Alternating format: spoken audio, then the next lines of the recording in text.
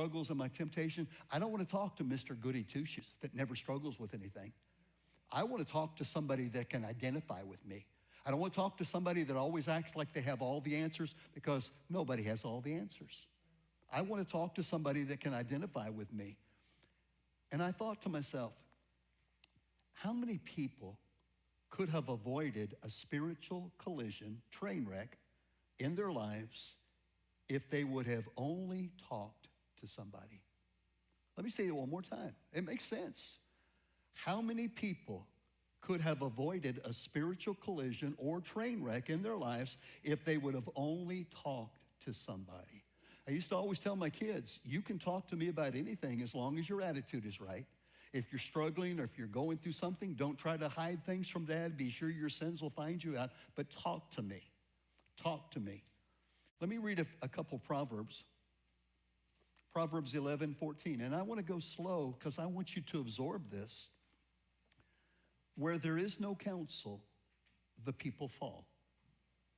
But in the multitude of counselors, there is safety. That's a smart man. Where there is no counsel, the people fall. But in the multitude of counselors, there is safety. These are great scriptures. Proverbs 15:22. Without counsel, plans go awry. But in the multitude of counselors, they are established. So let's establish some boundaries. I don't know if you have these in your notes or not. So let's establish some boundaries. And some of you are not going to understand what I'm getting ready to say. I do not give everyone opportunity to speak into my life. And neither should you. I do not give just anybody opportunity to speak into my life, because there's a lot of garbage out there. The people that I allow to speak into my life are going to be solid, faithful believers. I mean, you'd be surprised how many Christians there are out there that are not giving biblical counsel. A true accountability partner is going to always give me biblical truth and not their opinion. If somebody really loves you and they're speaking in your life, I don't want their opinion. What does the Word of God say? A wise person is always, and I want you to think about this one, a wise person is always open to reproof when someone speaks into their life. Now, we're not ready to name names, but if you try to speak into some people's lives and you see something and maybe you've been praying for them, don't you think it was hard for Nathan the prophet to go to King David and speak into his life? He could have lost his life. And let me say this one more time. A wise person is always open to reproof when someone speaks into their life. A wise person is open to reproof. A stupid person isn't. You know, I mean, that's biblical. I'm telling you what the Bible says. If somebody loves you enough to speak into your life, listen to them. And maybe you're not going to agree with them, but at least listen, because I think all of us have got some blind spots. Here's number 3 in your notes. Regardless of what you're going through, you aren't alone. Your struggles are not unique. See, the devil wants us to think, hey, our struggles are unique. Everybody's going to judge me because I'm struggling. No, they're not. Your struggles are not unique. Knowing that you're not alone is very, very helpful, because it helps us to identify with other people, but find somebody that's passing the test. You say, Pastor, what are you saying? I'm not going to talk to somebody that's always messing up. I'm not going to talk to somebody to say, hey, I need you to speak into my life. Not if they're not living the life themselves. I'm sorry, but I'm not going to get counsel from somebody that's always dropping the ball. If I want to be a better baseball player, then I want to talk to somebody that knows how to hit the ball. If I want to be a better basketball player, I want to talk to somebody that knows how to dribble, knows how to shoot the ball. And if I want to be a victorious Christian, I want to see somebody that's walking a straight line. Does that make sense to everybody? I had a marriage counselor when I pastored in California those 8 years. He lived in the San Francisco area, and he would come down from occasion. But I had a marriage counselor that would come to my church occasionally. But I had a problem with this guy that was giving other people counsel. He had degrees behind his name, but he told me one Sunday morning after church was over, he said he'd been married 3 or 4 times. That's not the kind of guy that I want to receive marriage counseling from, because I'm thinking, buddy, if you can't fix it yourself, then don't tell me how to fix it.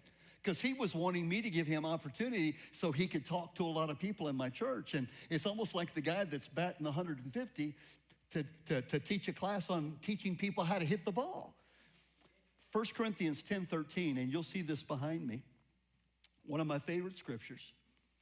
No temptation has overtaken you, except such as is common to man. But God is faithful, who will not allow you to be tempted beyond what you're able. But with the temptation will also make a way of escape that you may be able to bear it. So let's break the scripture down. Number one, every one of us face temptation. We have that in common. So when you come to me, I've had young men come to me and say, hey, Pastor, I'm struggling with pornography. I'm struggling with this. I'm struggling with that. And I should never look at them and say, I can't believe you're struggling with something. Every one of us face temptation. I asked an old guy one time, and when I say old, he was probably in his 70s, and I was a 35, 40-year-old pastor. I said, Brother Spears, do you ever struggle with this? You're 75, 80 years, pushing 80 years old. He looked at me with a smile. He said, Pastor, temptation never stops. Here's number two. God is faithful.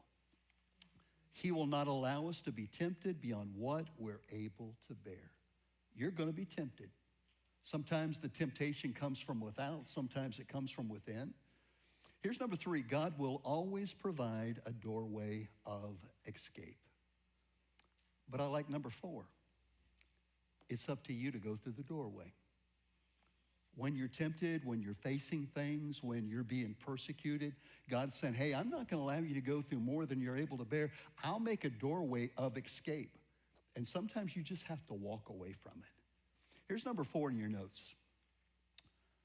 Oftentimes, an accountability partner will have to take an active part to speak into your lives. If you've got the book and you've been reading the book, and I hope you do have the book and been reading the book, I like the example that Charles Stanley used in the book. He said 3 friends were together, and one of the friends noticed that his buddy was being extra friendly and comfortable with a young lady. There was 2 guys and 1 young lady, and this one man noticed that, hey, my buddy is being extra friendly with this young lady. He invited the young lady to his apartment. It was just this guy at this time and the girl alone. They were both Christians. They were both believers, but they were crossing boundaries. They were beginning to do things that they should not be doing, and something sinful would have taken place. His buddy had left at this time. His buddy noticed, hey, my friend's being way too comfortable with this young lady. Now they're in the apartment by themselves. And his friend called him up. The guy that wasn't with him, his friend called him up and he says, hey, I want you to know I'm coming over in 5 minutes. His friend didn't want him to come over. His friend didn't want him to come over. But he would have sinned if his friend wouldn't have taken the time to come over. He was upset with his friend at first.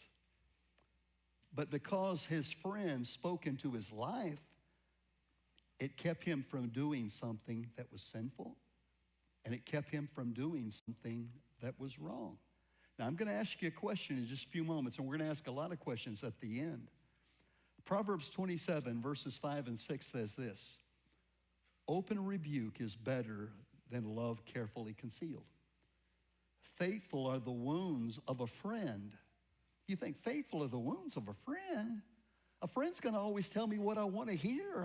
A friend's going to speak into my life. A friend's going to always encourage me. Faithful are the wounds of a friend, but the kisses of an enemy are deceitful. A real friend will speak into your life. I'm 22 years old, pastoring my first church in Fisk, Missouri. Brother Noah calls me up. I'm 22. Brother Noah's probably around 80. He calls me up on the phone. He said, Pastor, he said, I'm concerned about a few things. He said, can I meet you at the church in a few moments? I said, sure, Brother Noah. He knocked on my door, and I said, what can I help you with, Brother Noah? He looked at me and he said, Pastor, I love you. You know that. That's why I'm here. But he said, Pastor, you're being too harsh on us. He said, Pastor, I realize that you're zealous. I realize that you're young. But he said, if you'll just love us more, I promise we'll get behind you.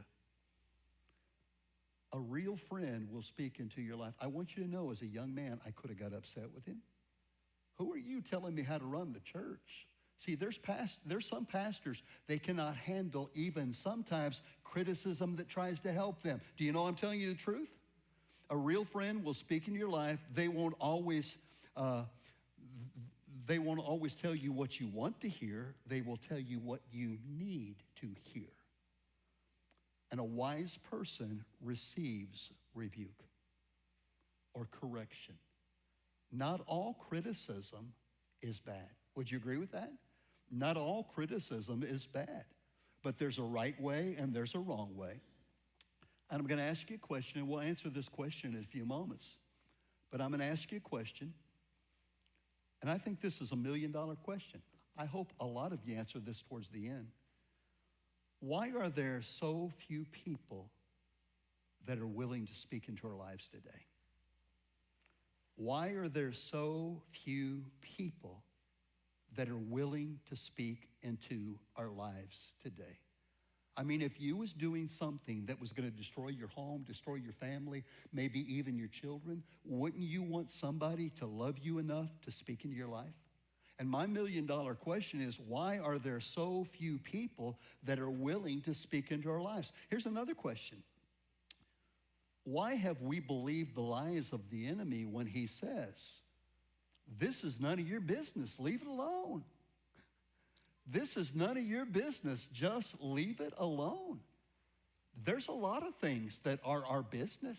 If that's my brother, that's my sister, you're a part of the family of Christ, you call yourself a Christian. A preacher is not somebody that just speaks on a Sunday morning. A true pastor is somebody that if he sees the sheep doing something that's going to harm them, he loves them enough to tell them the truth.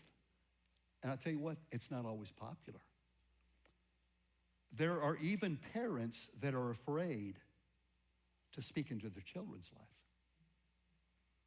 Now, I'm not trying to be mean, but that's not much of a parent. You're not the greatest parent in the world if you can't speak into your children's lives. Now, don't raise your hands, but there will be times that you speak into your children's lives and they get upset with you. They don't even like you. But you're an adult speaking into a young person's life, and they don't see the big picture. See, they look at things through the eyes of 11, 12, 13, especially when they get to be teenagers, they think they know everything in the world. And when mom and dad challenge them enough to speak, how many of you know we need more parents that are willing to speak into the lives of their young people and their grandkids? And they might not always like it, but God is going to hold us accountable. Don't tell me that you are my friend if you don't love me enough to speak into my life. Now, I might not always like what you have to say, but if I've got any sense at all, I'm going to try to listen. I'm going to get in my office by myself or my truck or my car by myself and say, Father, was there any truth to what they said to me at all? Because and I think we always need to pray before we do it, before we try to speak into somebody's life. And we're going to talk about some things, so I don't want to get ahead of myself. As believers, we have a responsibility to help one another with life struggles. Would you agree with that?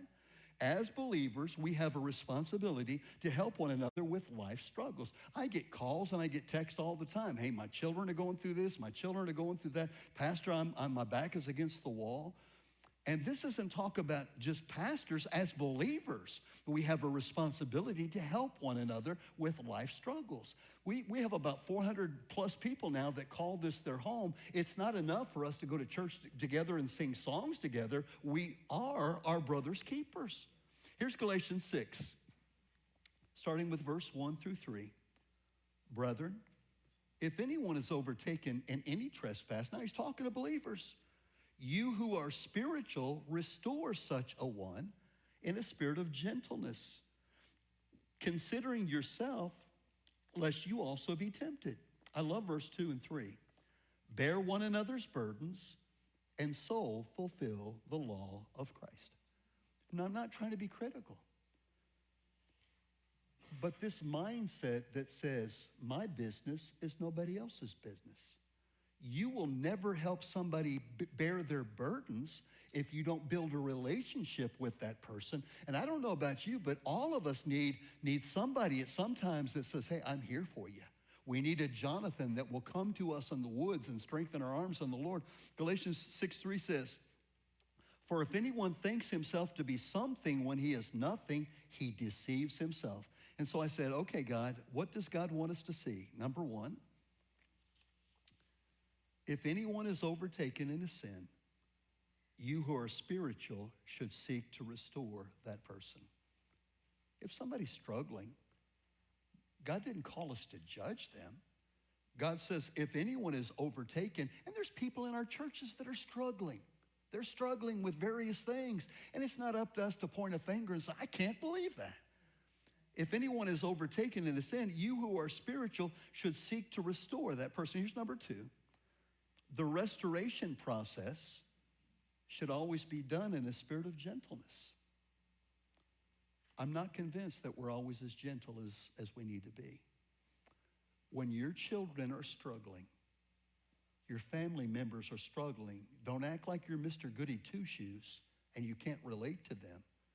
But if somebody is struggling, you who are spiritual should help to restore them in a spirit of gentleness. Here's number three.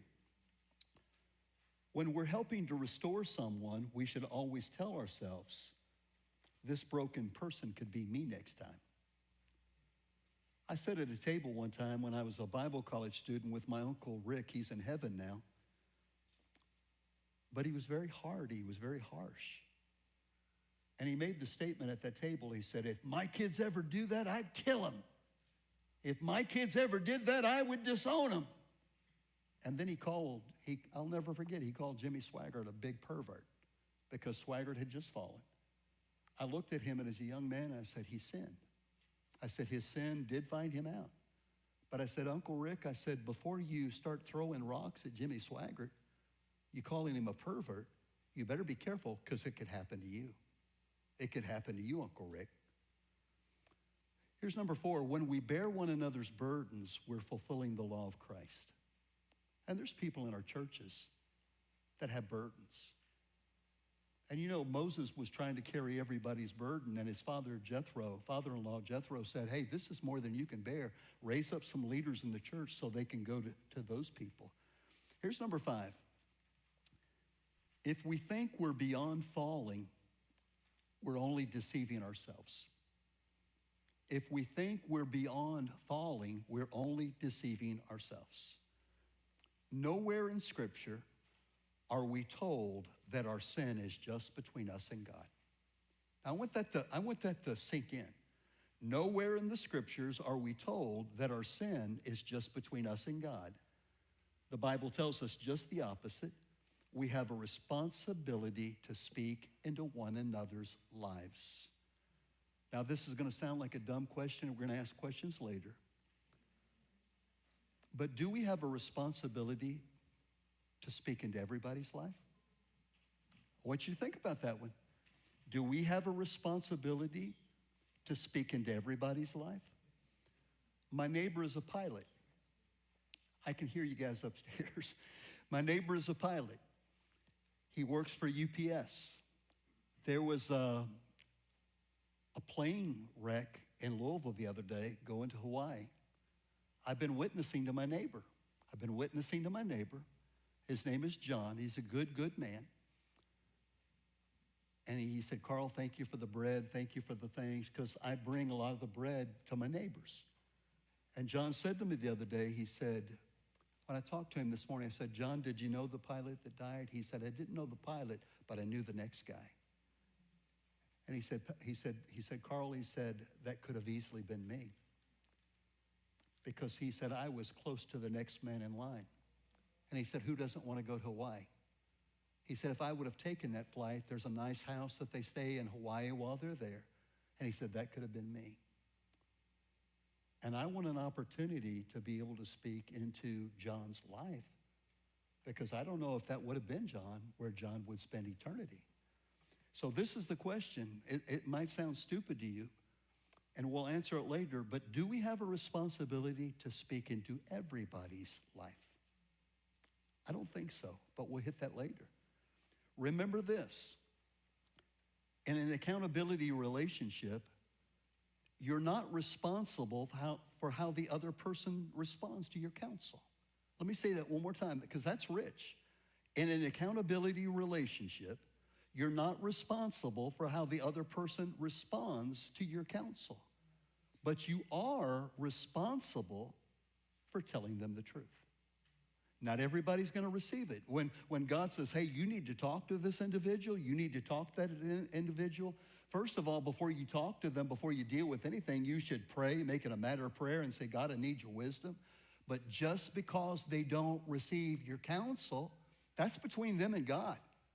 You know, it's almost like Ezekiel said, hey, if you witness to them and they die in their sins, their blood won't be up on your hands. But if you don't do what you're supposed to do, when they die, their blood will be up on your hands.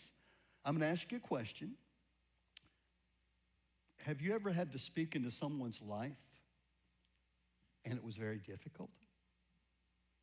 I mean, have you ever had to have one of those difficult conversations and you knew that, hey, this could destroy a friendship? But have you ever had to speak into someone's life and it was very difficult? And we're going to answer these questions later, but I have a question with another question. Why is it difficult at times to speak into one another's lives? And don't allow the difficulty to stop you from doing the right thing. Just because it's difficult to handle a situation doesn't mean that you avoid the situation. And there's a lot of people that think, hey, I don't want to deal with this. I'll never forget a time because we had a dress code in Kingsport. I always wore a black suit on Sunday morning. One lady thought that was the only suit that I had, but that was in the day when the pastor would sit on the platform and I wore a black suit and a tie, and I required my associates to wear the suit and the tie. Wednesday night, I didn't have that much of a dress code. You could just, blue jeans, however. But my associate, he was a great associate. He took our youth group from about 15 kids to about 80 kids strong, solid group at that time. But Pastor Randy was a little on the sloppy side. He was a little on the sloppy side. And I'll never forget when I passed him because we did have a dress code. And I said to him, I said, Pastor Randy, I said, you're a little underdressed tonight. I said, if somebody comes, they wouldn't know if you were a pastor or not. I said, I expect a little bit more. And all of a sudden, I see his face change. He starts getting mad at me. And I looked at him and I said, listen. I said, we've got a rule. I said, you can come into my office, and if I'm doing something that is offensive to you, you can come into my office because it's an open door policy. You can come into my office and talk to me. But if I try to speak into your life, you get upset. Then all of a sudden, his attitude changed because he knew I wasn't trying to be mean to him. And I'm telling you what, church, if we don't have people that can speak into our lives, we're lonely people. If we don't have people that love us enough to speak into our lives, even my son, Stephen, I tell him on Sunday morning, I said, son, I want people to see you as a pastor. I want them to respect you. A couple Sundays ago, he was a little, not quite where I wanted him to be. And some of you are saying, Pastor, you're legalistic. I'm old school, and I can't help it. And all I had to say to him is, son, put on a jacket. Within 30 seconds, he comes out of the office. He's got a jacket on. He didn't have an attitude, but he came under that umbrella of authority because he knows, hey, Dad's trying to raise me up so I can be the best that I can be. And if we don't have people that will speak into our lives, but I'm telling you what, we have a shortage. Let me read a few scriptures to you. Proverbs 9 and verse 8. Do not reprove a scoffer lest he hate you. Rebuke a wise man and he will love you. I love that scripture. Don't waste your time trying to speak into a dumb person's life, is what it's saying. There's some people, they think they know everything in the world. You could never speak in their life. And he says, do not reprove a scoffer lest he hate you. Rebuke a wise man and he will love you. You know why that wise man loves you? Because he knows you're not trying to hurt him. He knows you're trying to help him. Because all of us have got blind spots. Even sometimes Gail will say to me, Carl, you could have said that a little differently. Carl, you could have been a little bit more gentle in your approach. And sometimes I get a little moody, but I realize, hey, she's trying to tell me this to make me better, not hurt me. Proverbs 9:9, give instructions to a wise man, and he will still be wiser. Teach a just man, and he will increase in learning. Here's the next thing in your notes. What should we look for in an accountability partner? You know, as a pastor, I send out text all the time. Hey, I haven't been seeing you in church. Haven't been seeing you in church. I'm concerned about you. And it's not a number thing to me. I know the more you miss, the easier it is to miss. And so when I text people, you know, and I think they know my heart, and we need pastors that will speak into people's lives. We need Sunday school teachers and leaders. We've got young people in the church that are struggling, and sometimes they need somebody that will love them enough to speak into their life. So what should we look for in an accountability partner? Number one, an accountability partner needs to be someone of the same sex. Now, I've got all kinds of people that come to my office and talk to me, men and women alike. But if you're going to be spending some alone time with somebody, it needs to be somebody of the same sex. I will never forget in our church in Memphis, when we were the associate pastors of the church, I'll never forget this as long as I live. I'm 28 years old. Pastor Middlebrook says, I need you in the office today. I had one of the other associates and their wife, and then another couple and the wife. And it started so purely. This lady said, Pastor so-and-so, can I talk to you? And he said, yes. And she made a statement. She said, man, I wish my husband was as godly as you. And he made a statement back to her, and he said, I wish my wife was as godly as you. And she hugged him before they left. And then she started calling him, and then they started writing letters. And thank God that it never led to adultery, but boundaries were crossed. Maybe I'm just old school, but we need to establish boundaries. If you establish boundaries, you don't get hurt. So an accountability partner needs to be someone of the same sex. This is what they taught us in Bible school. A lot of ladies will fall in love with a pastor because of what they think they see. They see him at his best. They see him on a Sunday morning, and they're thinking, oh, I wish my husband was more like that. But a wise pastor has to establish accountability. When Stephen talks to a young girl in his office, that door is open. Here's another thing. An accountability partner needs to be someone who is a solid believer. Sometimes when people are going through a tough time, they just want to talk to somebody that'll tell them what they want to hear. You're wasting your time. An accountability partner needs to be someone that is a solid believer. I want somebody, if somebody's going to speak into my life, I want them to be a solid believer. Here's number three. An accountability partner needs to be someone who is interested in your spiritual growth. Hey, pastor's being a little hard on me right now because all of us have a tendency to slack if we're not careful. A good coach will say, hey, you're not giving me 100%. And a good pastor or a good leader, sometimes mama and daddies need to do that. Hey, you're not giving me 100%. I know there's more in you. Here's number four. An accountability partner needs to be someone that walks the walk, someone that you respect. Don't tell me how to live my life if you're living a double standard life. Here's number five. An accountability partner needs to be a person who is balanced. Say, Pastor, what are you saying? They know when you need to be rebuked, and they know when you need encouragement. They know when you need to be rebuked. And when I say rebuked, I'm not talking about talking down to somebody. But there's times that if I'm doing something wrong, now please don't make a big line at my door after the service is over. I had a young man in Kingsport, very, very intelligent young man. And he was like 17, 18 years old, highly intelligent. But for a while, every Sunday after the church was over, he was telling me all the mistakes that I made. I looked at him one time and I said, I'm not giving you that right. I said, I'm giving you the right to talk to me, but a 17-year-old kid's not going to rebuke me every time. I said, I'm not giving you that right. And accountability needs to be somebody that walks the walk, somebody that you respect. Here's number 5. An accountability partner needs to be a person who is balanced. They know when to rebuke you. They know when to encourage you. Here's number 6.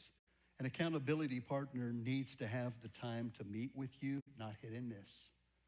If you're going through a tough time, don't talk to somebody that doesn't have time to spend with you. Here's number 7. An accountability partner needs to hold you accountable to yourself and to God. You know, I have people that come to me and they say, Pastor, I'm struggling with this. Pastor, I'm struggling with this. Will you hold me accountable? Will you hold me accountable? I had people in my church in Kingsport that would come to me and say, Pastor, are you spending time in prayer? Pastor, are you spending time in the Word? I thank God, and I'm not going to have 400 people ask me that question on a regular basis, but all of us need people that will speak into our lives and say, hey, are you praying? Are you talking to God? Are you growing in your walk with God? Here's number 8. An accountability partner needs to love you enough to always tell you the truth, even when it hurts. Don't raise your hand on this one. But have you ever had somebody speak into your life and it hurt for a moment? They loved you enough to be truthful with you. Here's number 9. An accountability partner doesn't always need to be your best buddy. You know, sometimes we want to choose our best friends to be our accountability partner. Sometimes your best friend won't always tell you what you need to hear. And here's number 10. It's very important that your accountability partner is in tune with God. This person can prevent you from doing something that you will be very sorry for. When I was 18, freshman at Central Bible College, I was engaged to a young lady. And she had the ring that I had given her. And I get a Dear Carl letter in the mail, or a Dear John letter. It broke my heart at the time. And I thank God now, all these years later, that God sent Gail into my life. But when this young lady broke my heart by sending me the engagement ring back, Satan began to play with my brain. Satan began to play with my brain. My pastor loved me enough to sit down with me and say, Carl, don't do something foolish. That was a true pastor. He loved me enough to say, hey, I realize you're hurting. I realize that sometimes when people are hurting, they're vulnerable, so be careful. And I could always talk to my pastor. So let's go ahead and start asking some questions now. I think we've got plenty of time. And I want you to just talk to me. Talk to me from your heart. Raise your hand real high. Here's question number 1.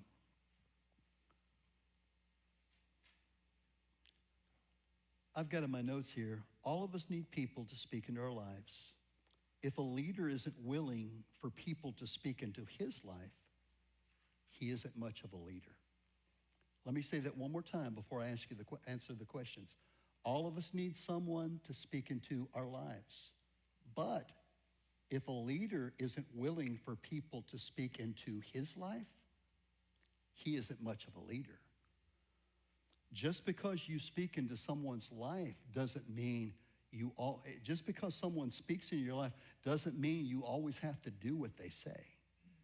If somebody wants to speak in your life, I think if a smart person weighs it out to say, was there any truthfulness to what they said at all? If somebody speaks into my life, many times I'll go to Gail and say, hey, this is what happened to me. What do you think? Because there's wisdom in counsel. And she'll say, sometimes, Carl, there was some truth to that. You need to listen to what they said to you. So now it's question time. Question number 1, why, and put your hand up high, why is accountability so important? Why is accountability so important? Just put your hand up real high, please. To keep the train on the track. What do you mean? What do you mean it keeps the train on the track? Well, to keep us going in the direction we need to go. Okay, okay. Why is accountability so important? Anybody else? Why is accountability so important? Keep your children accountable. Keep your children accountable to you. When our daughter Bethany was maybe struggling in high school at Monterey High School, sometimes Gail would take her phone and she'd look at that phone.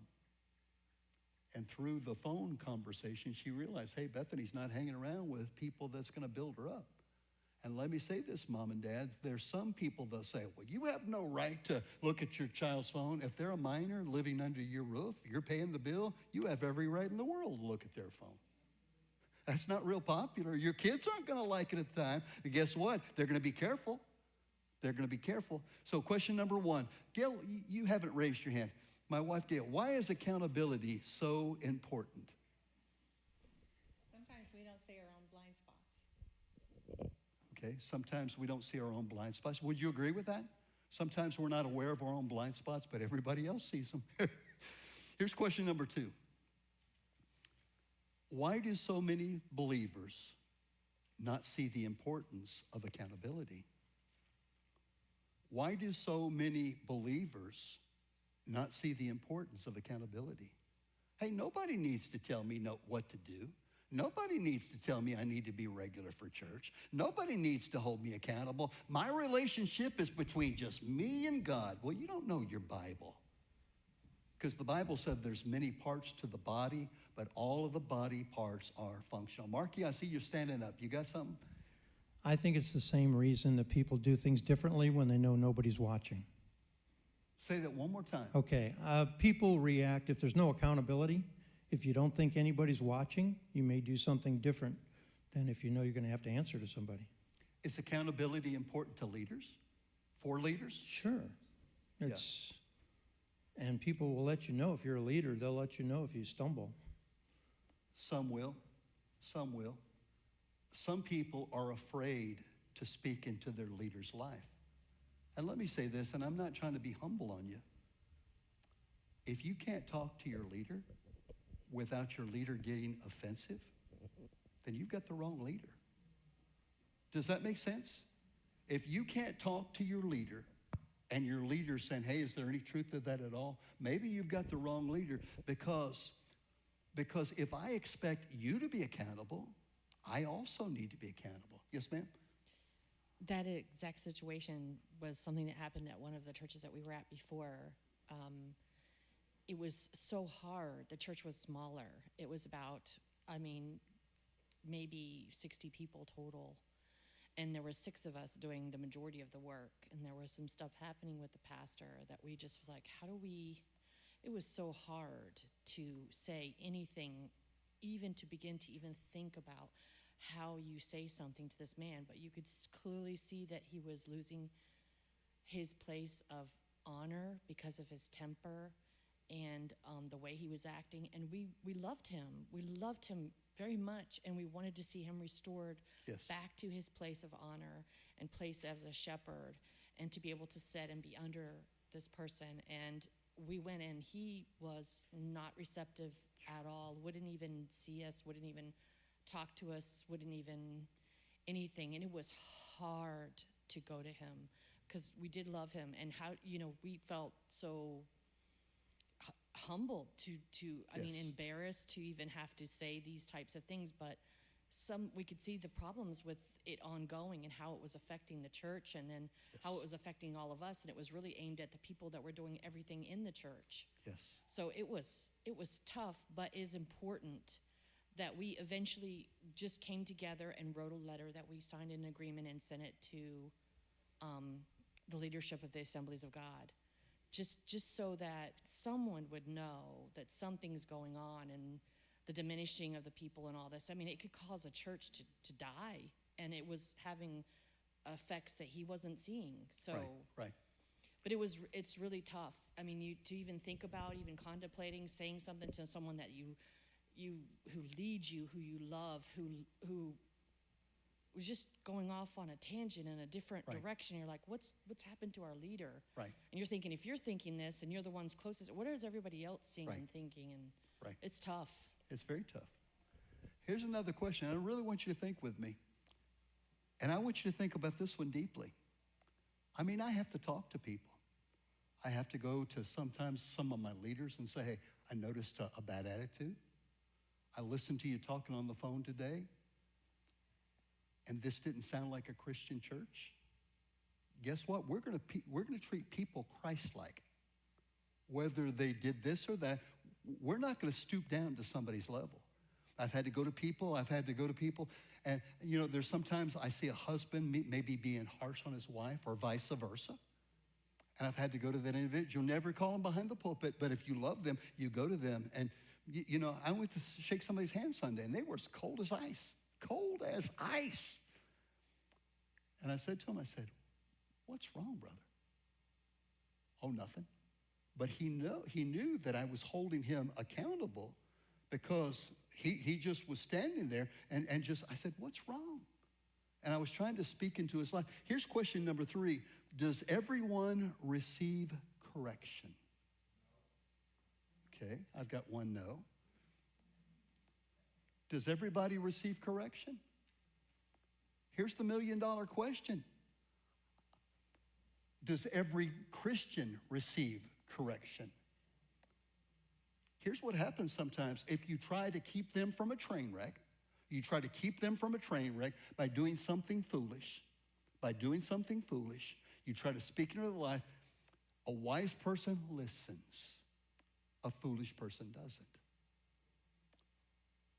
Reese, answer this question. Does everybody receive correction? And if not, why? Why? I don't know. I feel like I'm pretty good at receiving correction, but I wasn't always that way. I kind of had to learn to be corrected. And everyone's a little different. You know, some people take it to heart. Some people just fix. If you tell them something's wrong, they do their best to fix it. Some people take it, you know, everyone's just different. But I think if you're wise, you at least stew on it. And I mean that in a good way. At least, Right. At least take that direction and You know, sometimes, Do your Reese, best. when you try to speak into people's lives, they get mad at you.